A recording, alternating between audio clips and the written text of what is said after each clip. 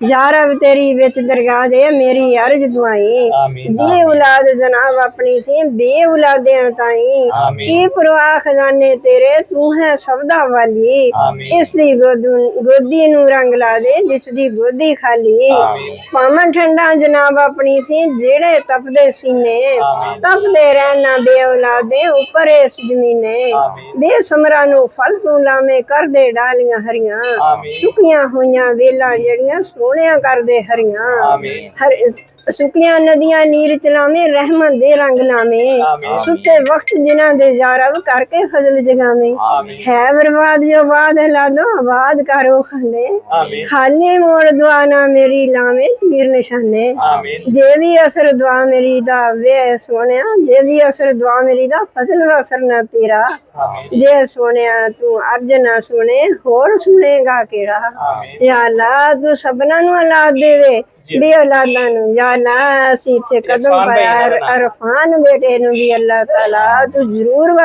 रहमत कर सोनिया नू बच्चे जिंदगी वाले अता फरमा दे। मां मेरे को पहली बारी आई आ गई ना आ गई नहीं मां जी बेटे ऐसे मुड़ के नहीं आ सकते अपनी जुत्ती ते तुसी मेनू पैसे दे दियो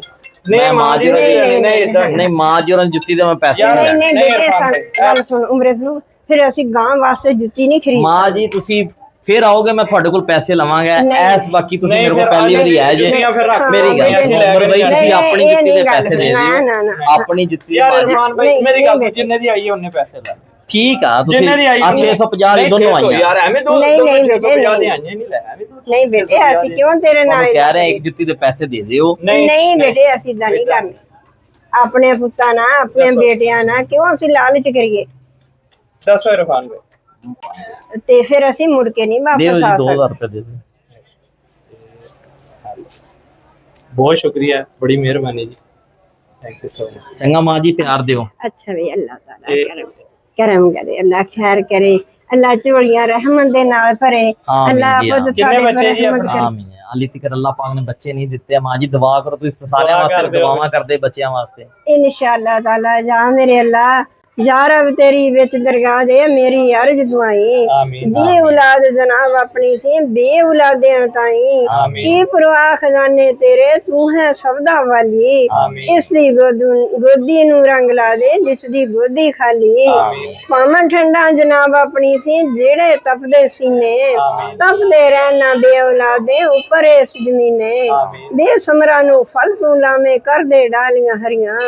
सुकियां होइयां वेलां जड़ियां सोहणियां कर दे हरियां सुकियां नदियां नीर चलावे रहमत दे रंग लावे सुते वक्त जिन्हां दे यारब करके फजल जगावे है बर्बाद जो बाद ला दो आबाद करो खंडे खाली मोड़ दुआ ना मेरी लावे तीर निशाने